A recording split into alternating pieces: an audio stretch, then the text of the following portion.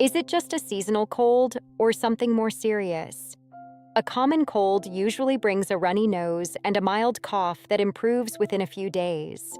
But watch for warning signs like a persistent cough, high fever, chest pain, or shortness of breath. These are not typical for a simple cold.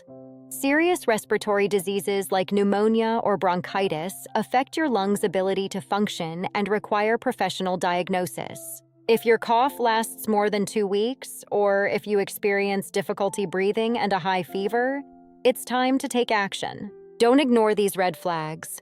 Please consult a healthcare professional as soon as possible for a proper evaluation. Know the difference, because when it comes to your health, early diagnosis saves lives.